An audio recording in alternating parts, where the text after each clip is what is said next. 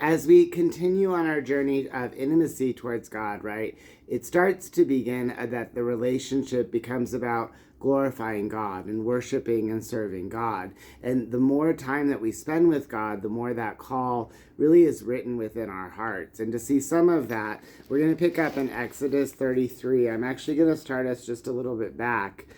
In verse 11, where we see how Moses starts to spend that time with God. We've discussed Abraham hearing God's voice, being God's friend, and we're going to take a look at another intimate relationship that God had with one of us in Moses, who was also the Lord's friend. And the Lord spake unto Moses face to face, as a man speaketh unto his friend. And he turned again into the camp, but his servant Joshua the son of Nun, a young man, departed not out of the tabernacle. So here as God speaks with Moses, and then Joshua also in tow, he begins to see God, right?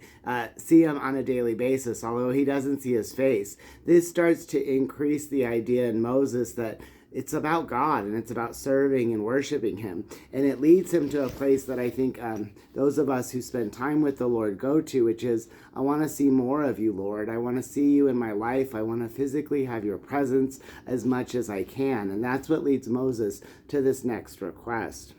And Moses said unto the Lord, See that thou sayest unto me, Bring up this people, and that thou hast not let me know whom thou wilt send with me. Yet thou hast said, I know thee by name, and thou hast also found new grace in my sight. Now therefore I pray thee, if I found grace in thy sight, show me now thy way, that I may know thee, that I may find grace in that sight, and consider this nation is thy people. And he said, My presence shall go with thee, and I will give thee rest. And if he said unto him, If thy presence go not with me, carry us not up hence. So here Moses says to God, I've done this work for you, right? I love you. I want you to be with me always. And God says, yeah, my presence is going to be with you. And Moses says, hey, look, here's the deal. If your presence isn't with us, I don't want to go. I don't care if it's paradise. I don't care if it's wonderful. I don't care what it is. Without you, it's nothing. And that's because of the time that he spent with God, the intimacy of their relationship. For wherein shall it be known here that I and thy people have found grace in thy sight? Is it not in that thou goest with us? So shall we be separated, I and thy people, from all the people that are upon the face of the earth? And the Lord said unto Moses, I will do this thing also that thou hast spoken, for thou hast found grace in my sight, and I know thee by name. And he said, And I beseech thee, show me thy glory. So here, God says, sure, Moses, if you want me to go with you, if you want my presence with you, if that's how people will know that you have my grace, I'm going to do it for you. And that's when Moses says, I want to see you. I want to know you, because that's how intimate I feel connected to you, God. And he said, I will make all my goodness pass before thee, and I will proclaim the name of the Lord before thee, and will be gracious to whom I will be gracious, and will show mercy on whom I will show mercy. And he said, Thou canst not see my face, for there shall be no man see me and live.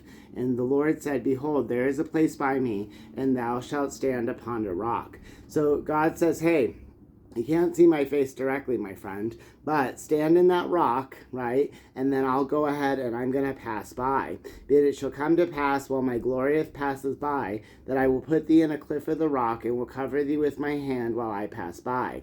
And I will take away my hand, and thou shalt see my back parts, but my face thou shalt not be seen. So here he says, I'm going to allow you to see part of me, and I'm going to cover you so that you are in safety, so that you don't die. And I'm also going to place you between this rock, this cliff of this rock, which I think of as being like a strength, right? A rock is our strength. The Lord is our strength. And so I take us as that idea of intimacy with God to Psalms. Let me flip through here, getting to 84. We're going to take a look at verses 84, 5 through 7 to see what God talks to us about in strength in these passages.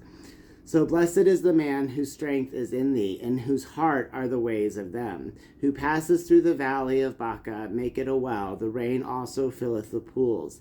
They go from strength to strength, every one of them in Zion, appearing before the Lord. So strength to strength, right? Blessed is the man who follows in the ways of the Lord, whose heart is of those of the Lord. Because God takes us from rock to rock. He places us in a safe place when he comes by. He covers us with all that he is, and he allows us to see him the more that we spend time with him. All right. Happy Sunday. Chatting at Cheesman. Happy Sunday.